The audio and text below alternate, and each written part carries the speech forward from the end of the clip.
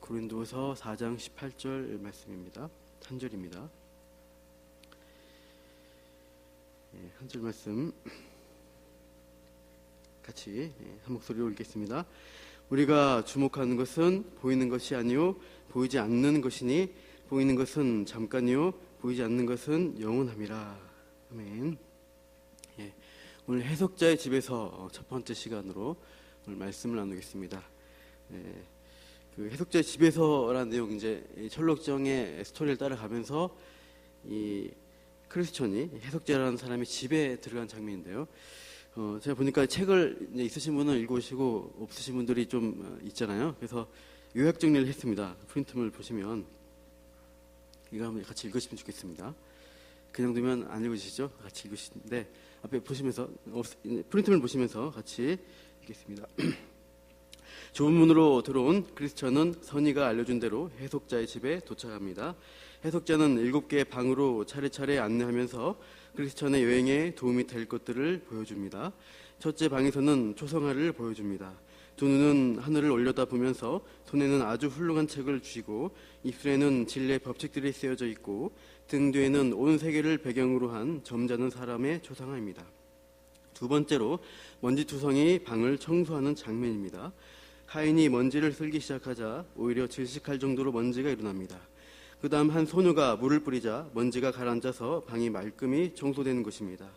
먼지는 원죄와 내면의 부패로서 먼지투성이 방은 죄인의 마음을 상징합니다. 먼저 청소한 하인은 율법을 상징하며 율법은 죄를 더 증가하게 만들 뿐입니다. 다음에 물을 뿌려 청소한 소녀는 복음을 상징하는데 복음의 역사로 마음의 죄가 사라지고 근절될 수 있음을 알려줍니다. 세 번째 방에는 욕망과 인내라는 두 소년이 있습니다. 욕망은 불만이 가득한데 지금 당장 선물을 달라고 요구하기 때문입니다. 보물 한 자루가 주어지자 금세 낭비해버리고 인내를 비웃고 조롱하지만 얼마 되지 않아 욕망은 모든 것을 낭비해버리고 누더기 조각밖에 남지 않게 됩니다. 반면 인내는 조용하고 침착하게 기꺼이 기다리는 모습을 보여줍니다. 욕망은 현재의 인간들로서 당장 이 세상 물질을 탐내는 자들입니다. 인내는 내세의 인간들로 상징하며 장차 다가올 세상의 복락을 가장 좋은 것을 알고 믿으며 기다릴 줄 아는 태도를 갖습니다. 이렇게 정리했습니다. 이 부분과 관련된 영상이 있습니다. 5분 정도 보시는데 영상에서는 세 번째 욕망 인내 장면이 바뀌어 있는데 전달하는 의미는 같습니다. 한번 보시고 우리 말씀 나누겠습니다. 보여주시죠.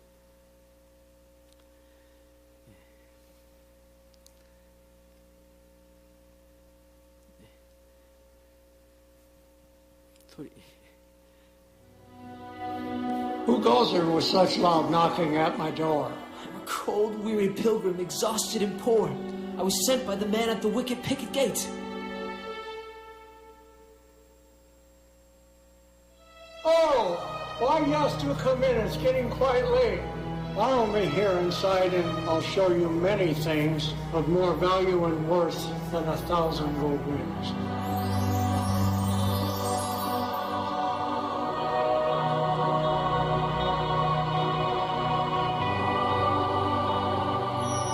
Once inside, the interpreter said with a smile, Look at and consider this painting a while. Unto God in heaven this man often looks, and in his hands are the very best of all books.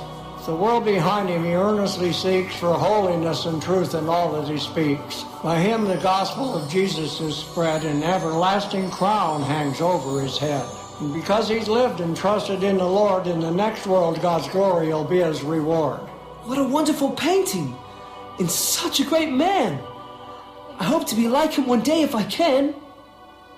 Godly men like him are very hard to find. But someday you might find a friend like him by your side. Let's go on to the musty, dusty room for a lesson on the heart that'll teach you with a broom.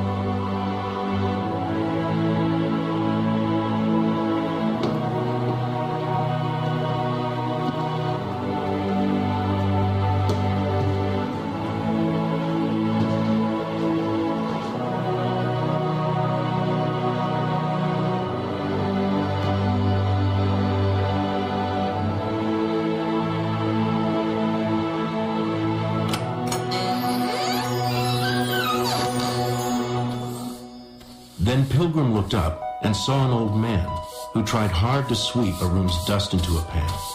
But as he tried sweeping, dust covered the ground. A thick cloud of dust filled the room all around. This dust is so heavy, I can't catch my breath. Please make it stop soon, or I may choke to death. Good madam, please come in with some water to pour over this dust on the musty, dusty floor. A lovely lady then came in with some water and mopped, and the thick cloud of dust by the water was stopped.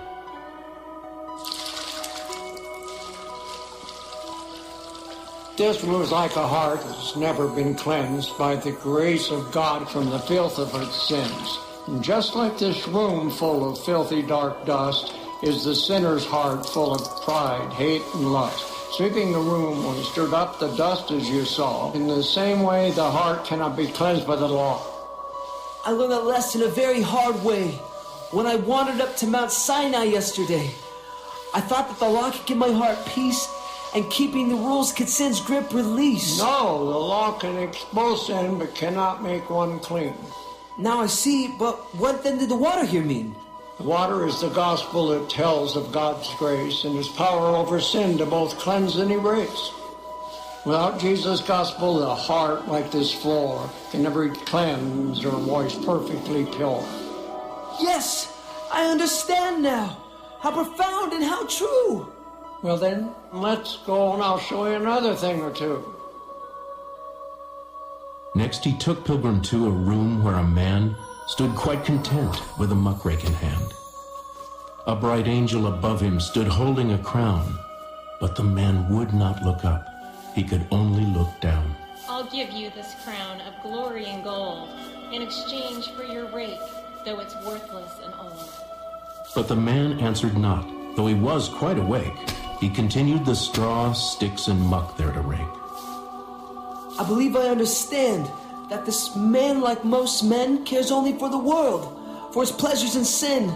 He thinks nothing of heaven, but of this world alone. His mind is like the sticks, and his heart is like stone.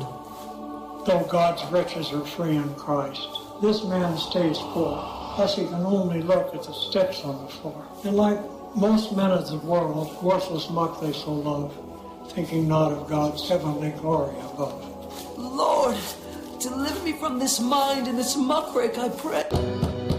여기까지입니다.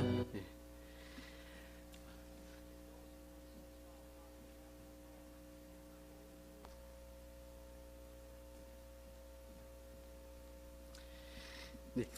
네. 방금 이제 스토리 대충 이제 보시니까 전달해 주셨을 것 같습니다. 해석자의 집에서 크리스천은 구원의 여정에 도움이 되는 이 영화는 좀 이제 4가지 정도 나오는데 정확하게는 7가지 장면을 보게 됩니다. 그 중에서 오늘 이제 본문에선 저희가 나누고자 하는 것은 3번째 반까지만 살펴보겠습니다. 먼저 크리스천이 해석자라는 할아버지를 만났죠. 해석자, 해설자라 할 수 있는 그 사람은 누구를 가리키나? 그러니까 크리스천에 있어서 가장 중요한 목적은 구원입니다. 이 구원에 관한 지식을 가르쳐주고 구원의 방법, 참된 진리를 알려주는 분이 누구냐 했을 때 요한복음 16장 13절 말씀 같이 읽겠습니다.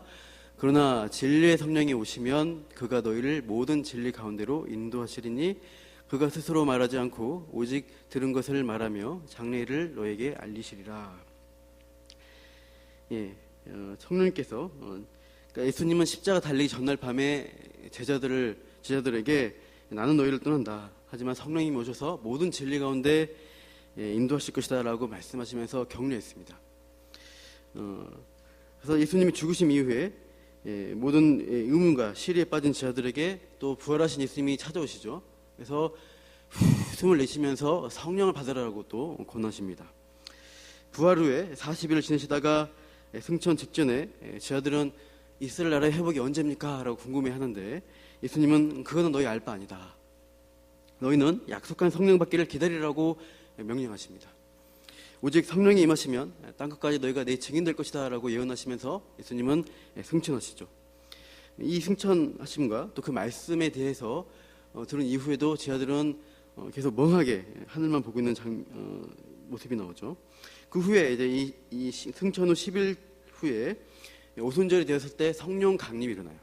성령을 자들 약속하신 성령의 역사를 체험하면서 이때부터 복음의 증인으로 초대교회를 세워나갑니다. 이 교회가 세워지는 초기에는 기적적 사건들이 교회사적으로 많이 있습니다. 이제 사도행전 보시면 우리가 많이 보게 되는 거고, 또 지금도 타전교나 또 여러 가지 우상 숭배가 많이 있는 그런 선교지에는 그런 영적인 싸움, 초자연적인 역사들이 나타난다는 보고들이 있습니다.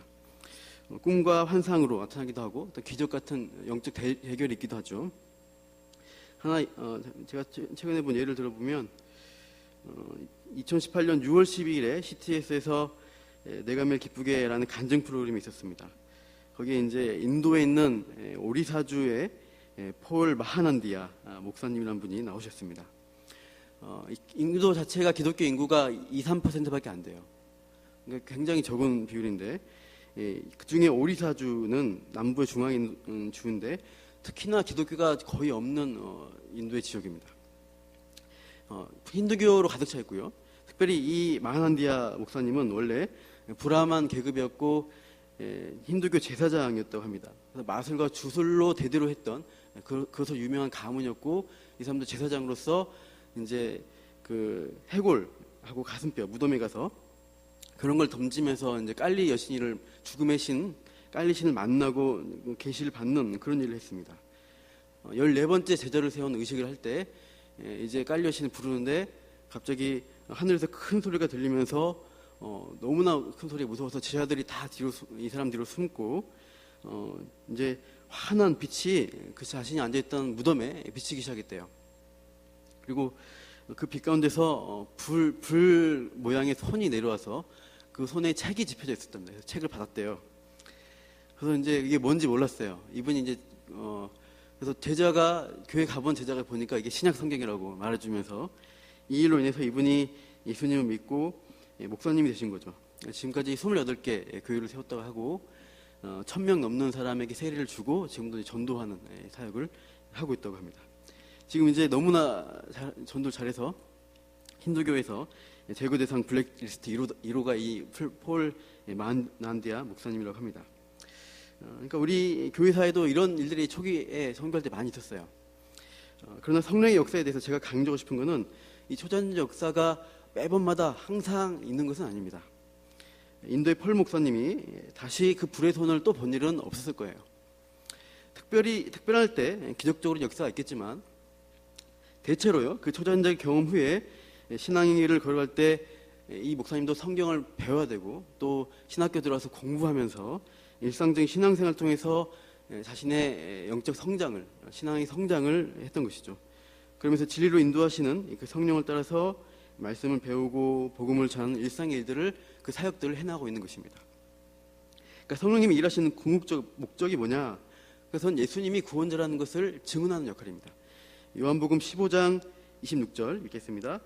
내가 아버지께로부터 너희에게 보낼 보혜사 곧 아버지께로부터 나오시는 진리의 성령이 오실 때 그가 나를 증언하실 것이요. 신구약 성경에도 예수님이 유일한 구원자시다, 이것을 증거하는 책입니다. 그런데 성경을 읽어도 그냥 읽기만 하면은 그 사실이 깨달아지지 않아요. 역사적으로 예수라는 사람이 있었고 그 사람이 십자가 지고 죽었고 또 부활했다는 증거들이 있고 승천했다고 하네. 그 사실을 알았어도 그게 나의 영혼의 구원과 전혀 상관없는 지식일 수가 있어요. 객관적 구원의 이 지식이 내 영혼의 구원에 영향을 미칠 나의 진리가 되려고 한다면 성령님이 역사해 주셔야 합니다.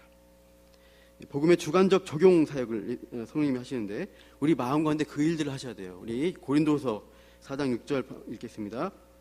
어두운데 빛이 빛이라 말씀하셨던 그 하나님께서 예수 그리스도의 얼굴에 있는 하나님의 영광을 아는 빛을 우리 마음에 비추셨느니라.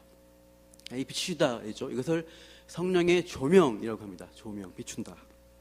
우리 마음에 예수 그리스도가 누구인지를 깨닫게 한 빛이 비춰져야 구원을 받게 돼요. 객관적 복음의 지식이, 그 진리가 우리 심령에 작동하려면은 깨달아지고 받아들이는 작용이 성령님의 조명을 통해서 일어나야 됩니다. 철록정에서 이 크리스찬이 좋은 문으로 들어갔습니다. 그리고 십자가 복음의 죄 용서의 은혜, 그 죄짐을 벗어버린 자리로 칭의 자리까지 가기 위해서는 반드시 뭐가 있어야 하냐면 성령의 조명, 그 부르신 말씀의 은혜가 있어야 돼요. 그래서 복음의 진리를 이해하고 깨닫는 일이 일어나야 합니다. 이 구원의 여정에 참 중요한 것이 첫 번째 인도자가 바르게 인도받기 위해서는 바른 해석자, 바로 성령의 조명이 필요하다는 것을 이 철학적은 알려주고 있습니다. 이렇게 해석자의 인도로 크리스천은 좁은 길, 그리고 좁은 길이 아닌 그릇된 길, 이것을 분별하는 지혜를 얻고 이제 계속해서 진행하게 되죠. 오늘 이제 나오는 첫 번째 방에 있는 장면, 아까 영상으로도 봤지만 가장 먼저 바른 인도를 받기 위해서 그에게 필요한 것은 초상화를 보여줍니다. 그 초상화에는 아주 점잖게 보이는 인물이 있다고 했습니다. 초상에 나온 사람의 특징이 묘사가 되는데요. 앞에 제가 그 책 본문을 해놨습니다. 한번 같이 보시죠. 그 사람의 두 눈은 하늘을 향해 올려다 보고 있었고 아주 훌륭한 책을 손에 쥐고 있었으며 입술 위에는 진리의 법칙들이 쓰여져 있고 그의 등 뒤에는 온 세계가 펼쳐져 있었다. 그의 머리 위에는 황금 멜류관이 쓰여져 있었고 그는 마치 세상 사람들에게 무언가 간절히 상한 듯한 모습으로 서 있었다. 이렇게 그 외양을, 그림을 묘사합니다. 그 눈이 하늘을 쳐다보고 손은 훌륭한 책, 성경책이죠. 그걸 쥐고 있고 입술에는 진리의 법칙들이 이렇게 있는 거예요. 이 초상화에 대해서 해석자는 그 천에 하나 있을까 말까 한 귀한 분이다, 이렇게 해석해 줍니다. 이분은 자녀를 낳을 수가 있고 해산의 고통을 알고 있고 낳은 자녀를 스스로 기를 수 있는 분이라고 소개해 줍니다. 초상화에 있는 사람은 남자입니다. 남자가 어떻게 육신적으로 애를 낳냐? 근데 이것은 비유와 상징이죠. 실제 육신으로 애를 낳는 것이 아니라 영적 자녀를 낳는다는 의미죠. 영적 자녀를 낳고 영적 해산의 수고와 고통을 경험하고 출생된 영적 자녀를 잘 키울 수 있는 사람이죠. 존 버녀는 어떤 사람을 의도한 것일까? 이것은 바로 바른 목사입니다. 여러분 앞에 프린트를 보시면 해석자는 뭐죠? 성령의 조명이죠. 첫 번째 이 초상화의 주인공은 바른 목사라고 쓰시면 되겠죠. 성경을 잘 해석하여서 구원받게 하는 복음의 진리를 잘 전하고 성도를 잘 양육하는 목회자, 바른 목회자를 가리킵니다. 이 초상에 대한 첫 번째 묘사가 성령의 조명을 받아서 진리를 알고 전할 수 있는 자질을 알려주고 있습니다. 그러니까 눈은 하늘을 올려다 보고 있고 가장 좋은 책을 손에 들고 있고 입술 위에는 진리의 법칙이 쓰여져 있다. 이것은 눈으로 하나님을 바라보는 것이죠. 하늘의 은혜를 바라보고 성령의 진리를 손에 쥐고 있으면서 전하는 일들, 입술로는 전하는 일들을 감당하는 그 역할, 그걸 할 수 있는 사람을 말하고 있습니다. 그 다음에 있는 묘사들은 그가 하는 일에 대한 묘사입니다. 사람들에게 뭔가 탕한 듯한 표정으로 서 있었다고 그랬어요. 그러니까 멸망의 도성에 그대로 남아있는 사람들, 멸망에 처한 운명에 있는 사람들을 불쌍한 눈으로 바라보면서 그 사람들도 돌아오라, 구해내려고 하는 마음으로 하늘도 보지만, 두 눈으로 하늘도 보지만 그 사람들, 세상을 바라보고 있는 것입니다. 그 전도 대상의 범위는 그 그림 뒤에 있는 배경, 전 세계, 온 세계를 비추고 있으니까 전 세계 사람인 것을 의미합니다. 구별 없이 누구나 복음을 들어야 하는 것이죠. 사람들의 생명을 구하는 일을 하기에 가장 이분은 고귀하고 훌륭한 분이다, 이렇게 묘사해요. 여러분 꼭 목회자가 아니라도 복음을 바르게 전하여서 사람을 생명으로 인도하는 것은 천하보다 귀한 한 생명을 구하는 귀한 일이라고 성경을 말씀합니다. 어제 화요 전도대 전도가 어제 이렇게 활동하는 걸 시작했습니다. 지나간 사람들, 또 애들, 학생들, 여러 사람들이 있는데 그들에게 이제 육신의 음식을 나눠주면서 참으로 수고하는 모습을 보았습니다. 팝콘, 슬러시 뭐 한번 먹고 지나가는 거지만 대단치 않아 보이지만은 그 봉지, 그 컵 안에는 그 육신의 물질뿐만 아니라 수고하는 분들의 기도와 긍휼이 담겨 있다는 것을 생각하게 돼요. 초상화의 이 금연류관, 이것은 그 영혼 구원을 위해서 애쓰고 수고하는, 복음을 전하는 사람의 수고하면서 고난받는 자들에게 나중에 주님이 갚아주실 보상, 하늘의 보상을 말씀하고 있는 것입니다. 우리가 이런 초상화의 주인공 같은 역할을 우리 모두가 해야 된다는 것을 우리가 알아야 합니다. 이 초상화에 있는 이 존 버전의 의도는 이제 사실은 바른 목회자에 대한 중요성입니다. 존 버전이 살던 시대 온갖 정치, 온갖 왕정, 카톨릭, 국교회의 싸움이 있었습니다. 성경 진리대로 행하는 목회자가 많지 않고 세상 논리대로 많이 이렇게 했어요. 그래서 참 청교도적 바른 목사님이 많이 없기 때문에 특별히 바른 진리를 전하는 이 목사가 중요하다는 것을 강조한 것으로 보입니다. 바른 길로 인도한 것처럼 보이는데 사칭할 뿐이고 결국 사망 길로 인도하는 잘못된 인도자가 많기에 조심하라는 경고로 초상화를 첫 번째로 보여줬습니다.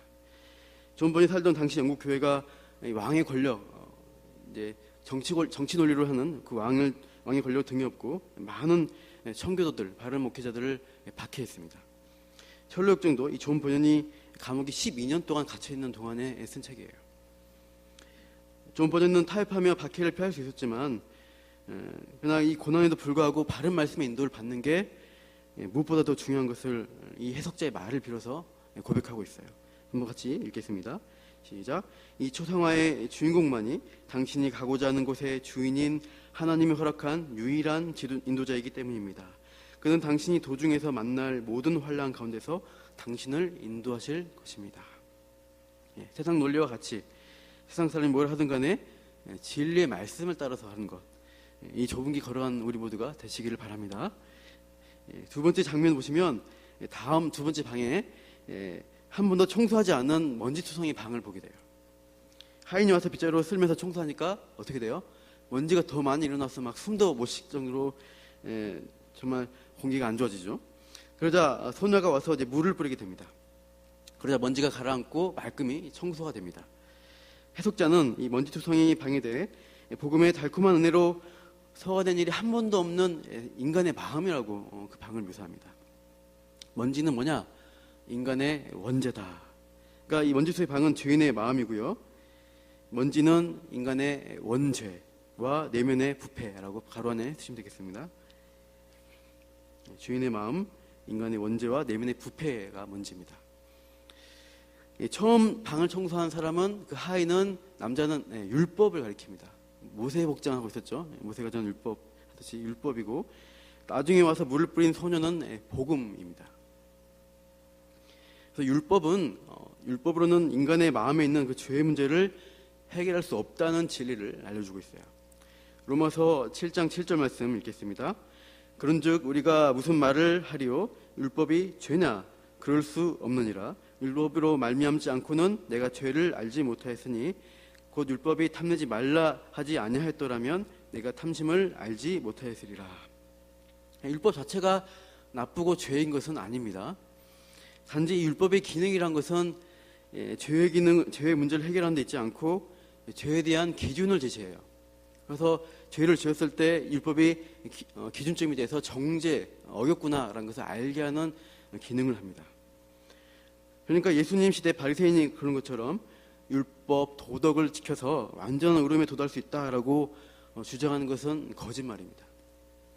예수님은 이 바리새인들 향해서 회칠한 무덤이다라고 책망했습니다. 유대인들은 이제 시체를 죽은 것을 만지면은 부정하게 되어서 예배 드릴 수 없다, 성전에 갈 수 없다라고 여겼습니다. 그래서 율법 교사들은 사람을 시켜서 시체를 묻어놓은 것, 무덤이나 돌무더기 같은 곳을 표시할 수 있게 했습니다. 아주 잘 보이도록 하얀 석회에 칠을 했죠. 시체와의 접촉을 피할 수 있도록 해서 정결함을 지키려고 한 것이죠. 그런데 예수님은 너희 서기관, 이 바리새인들, 너희 자체가 회칠한 무덤과 같다라고 합니다. 겉은 깨끗하게 하얗게 칠했지만 그 속에는 뭐가 있어요? 그 속에는 썩어가는 시체, 뼈와 온갖 더러운 것들이 가득 차 있다는 것입니다. 겉은 도덕군자인 것처럼 산다고 하지만 그 속에는 탐욕과 방탕, 외식과 거짓이 가득하기 때문이죠. 율법으로는 인간의 선행으로 자기가 스스로 수행하고 또 수련을 쌓아서 스스로 의로워지고 높은 경제에 도달할 수 있다, 이렇게 주장하는 것은 다 율법주의, 거짓 가르침입니다. 크리스천이 여기 이 좁은 문에 통과하기 전에 태석 현자를 만나서 저 높은 산에 가면은 도덕마을이 있고 거기서 합법과 예의를 지키는 삶으로 죄짐을 받을 수 있다라고 거짓말하죠. 세상 모든 도덕, 수련을 추구하는 종교는 근본적으로 율법주의입니다. 헛된 이상론의 함정에 빠져서 더욱더 괴롭게 합니다. 면벽 수행, 무건 수행 하면서 108번뇌 막 아무리 몇천 배 해도 결국 자기 힘으로 이 번뇌를 벗거나 죄의 문제를, 이 마음속인 죄를 없앨 수가 없습니다.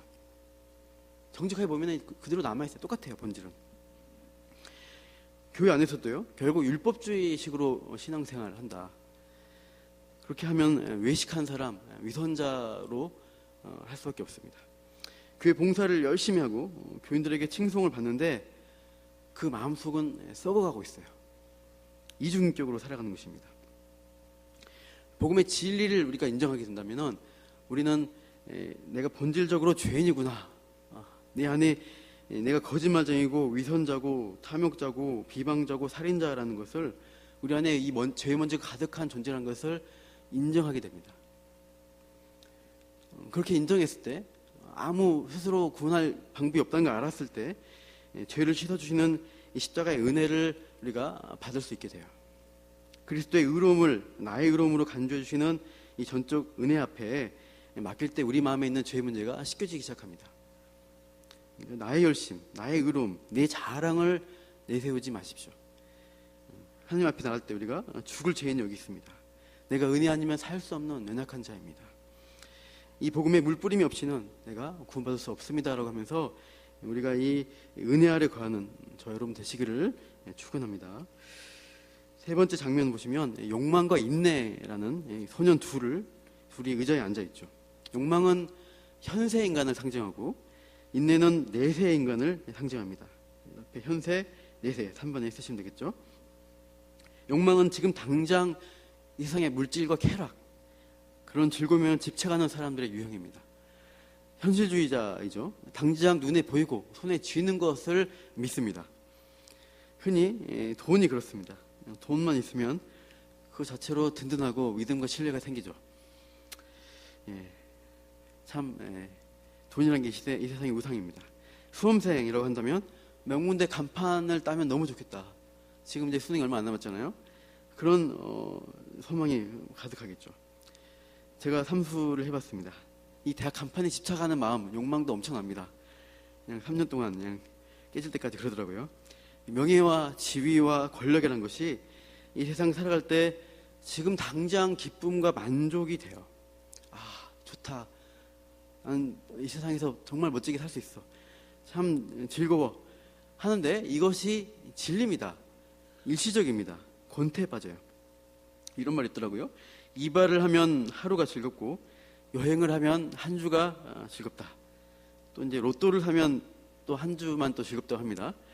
다음 또 차를 사면은 한 달이 즐겁고 집을 사면 한 해가 즐겁다고 합니다. 그러니까 어떤 유효기간이 있어요. 세상의 즐거움은. 근데 그 지나고 나면은 어떻게 돼요? 그 다음에는 더 큰 차를 사야 돼 만족이 오고 더 큰 집으로 가야 만족이 됩니다. 그러니까 이 세상 것은 가지면 가질수록 만족이 점점 이 효용성이 떨어져요. 결국 큰 거, 좋은 거 찾다가 죽을 때가 되면 어떻게 돼요? 아까 비유에서 본 대로 욕망 소년이 누더기가 된 거죠. 아까 갈퀴 짚는 그 사람도 옷이 누더기였습니다. 자기가 잘 산다 생각하지만 돌멩이나 그런 지푸라기 주면서 잘 산다라고 하는 비참한 누더기 같은 운명이 되는 것이죠. 크리스천은 인내야말로 가장 훌륭한 지혜를 가지고 있다고, 그것을 깨달았다라고 크리스천이 말합니다. 왜냐? 첫 번째로 가장 좋은 것을 얻기 위해서 기다릴 줄 아는 태도가 훌륭하기 때문이다. 지혜롭기 때문이라고 말하고요. 두 번째로 욕망이 누더기밖에 남은 것이 없게 될 때 인내는 자신이 받아야 할 그 영광을 차지할 것이기 때문에 지혜로운 것이라고 말합니다. 그러니까 천국은 마치 극히 값진 진주 하나를 발견한 장사꾼과 같다고 했어요. 장사꾼은 자기 모든 소유를 팔아서 그 진주를 사려고 하는 것이죠. 왜냐? 지금 그가 가진 소유물 모두를 합친 것보다 그 진주 하나가 더 값어치가 있기 때문이에요. 지혜로운 것입니다. 장차 다가올 세상의 영광과 복이 무엇인지 우리가 안다면 이 세상의 물질, 소유만을 추구할 게 아니라 하나님의 약속을 먼저 우선순위로 붙들게 됩니다. 때론 그 약속 때문에 이 세상적으로 손해보고 희생이 있죠. 하지만 그새도 불구하고 인내하면서 더 좋은 것들, 더 좋은 소망을 기다릴 줄 아는 자가 지혜로운 것이죠.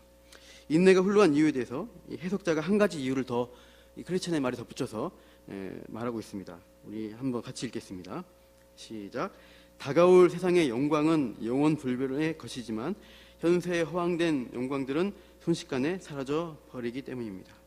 그러므로 욕망이 이 세상에서 좋은 것들을 먼저 가졌다고 해서 인내를 비웃을 이유가 없으면 오히려 나중에 좋은 것들을 차지하게 되는 인내가 욕망을 비웃어야 할 것입니다. 잠깐 보여주세요. 아까 욕망이 보물 한 자루 조지자 어떻게 했어요? 그래서 즐기고 낭비했어요. 그러면서 옆에 인내를 바라보면서 즐기지 않는 인내를 보면서 비웃고 조롱합니다. 근데 해석자는 방금 이 말한 대로 욕망이 인내를 비웃을 게 아니라 실상은 인내가 욕망을 비웃어야 맞다라고 말하고 있는 거예요. 왜냐하면 현세 영광은 일시적이고 사라져 버릴 것인데 다가올 세상의 영광, 인내가 바라보는 그 다가올 세상의 영광은 영원 불멸한 것이기 때문입니다. 됐습니다. 존 버년, 왜 국가의 말을 안 들어서 감옥에 가고 그 고생하냐? 왜 사서 고생하냐? 무식한 땜쟁이가 뭘 한다고 진리를 운운하니? 라고 비웃음 손가락질 했겠죠. 똑똑하다 싶은 사람들, 그 당시에 국교도들. 그러나 존 버년은 진정 비웃을 수 있는 자는 내세의 영광을 소망하면서 인내하는 참 성도다라는 것을 역설하는 거예요. 영원한 영광을 위해서 이 감옥살이쯤이야, 내가 좀 욕먹는 것쯤이야, 손가락질 당하는 것쯤이야 하면서 인내를 하는 것이죠. 지금 인내한 자가 현재의 만족과 안위대로 욕망대로 사는 자를 향할 때 그들을 향해서 비웃어야 하는 것이 맞다는 거예요. 여러분, 세상 사람들이 너희 기독교인들, 크리스천들 왜 그딴 식으로 그러밖에 못 살아? 왜 바보같이 그러고 있어? 그게 뭐가 중요하다고 예배하고 말씀 듣고 피곤하게 막 주일마다 어디 가고 모이고 헌금하고 예수 믿는 게 뭐가 대단하다고 그러니? 라고 이제 하죠. 그런 비웃음 당할 때 진짜 비웃음 당해야 할 사람은 니들이야. 니들이야말로 참으로 불쌍한 인간들인 거 모르니? 어우 답답하다 하면서 이렇게 외치시길 바랍니다. 물론 속으로만 하셔야 되죠. 속으로 비웃으셔야, 진짜로 하면은 그 사람이 복음의 문이 닫힙니다. 고린도후서 4장 18절 같이 읽겠습니다. 본문입니다. 우리가 주목하는 것은 보이는 것이 아니요 보이지 않는 것이니 보이는 것은 잠깐이요 보이지 않는 것은 영원함이라. 우리가 주목하는 것은 뭐냐? 영원한 것입니다. 잠깐 손에 쥐고 보이는 거, 이것은 있다가 없어져 버려요. 예수님 안에서 보이지 않지만 싫지 않은 영원한 그 복을 우리가 받았어요. 예수님이 가져오셨고 우리는 그것을 알고 있습니다. 그리고 앞으로 약속하신 더 크게 주어질 그 하나님 나라의 유업이란 것, 우리가 그 상속자라는 것, 그것이 나이고 우리라는 것을 우리가 기억하면서 이 세상을 향해 살아갈 때 우리가 믿음으로 세상을 향해서 당당하게 우리가 믿음의 삶을 살아내는 것이죠. 우리 세 가지를 봤습니다. 그런데 하나님이 크리스천, 이 성도, 한 성도를 부르실 때, 구원의 길로 인도하실 때 이 성경의 진리를 깨닫게 해주세요. 그것은 성령의 조명의 사역을 통해서 알려주시는 것입니다. 사람의 힘이 아니라 하나님의 주권적인 역사로 진리를 우리가 비춤을 받고 알게 됩니다. 그리고 이것을 깨닫게 하시는데 먼저는 바르게 해석된 말씀을 들을 때 성령께서 역사하시게 되죠. 바른 신학, 이 바탕 위에 바르게 해석하고 설교하는 목회자로부터 유익을 얻으셔야 됩니다. 영혼을 살리는 바른 말씀을 들을 때 잘 사모하시고 귀 기울여서 들으시기 바라요. 그러나 이 신앙생활 할 때 이건 조심하셔야 됩니다. 율법의 행위로 나를 포장하는 그런 행위들은 안 됩니다. 또 내가 겉으로 보여주기만 해서 행위로만 한다면 그것은 위선자의 삶이 됩니다. 먼지로 가득한 내 마음인 것을 인정하고 은혜의 복음으로 내 안에 있는 것들을 맡겨드리고 씻는 일들을, 맡겨드린 일들을 해야 됩니다. 겸허하게 우리가 복음 앞에 나아가야 되는 것이죠. 마지막으로 성도는 현세 욕망을 추구하지 않습니다. 내세 영광을 바라보면서 끝까지 인내하는 자들입니다. 인내하는 믿음으로 우리가 오늘도 내일도 묵묵하게 이 크리스천이 걸어간 이 구원의 여정을 우리도 걸어가는 저 여러분 되시기를 축원합니다.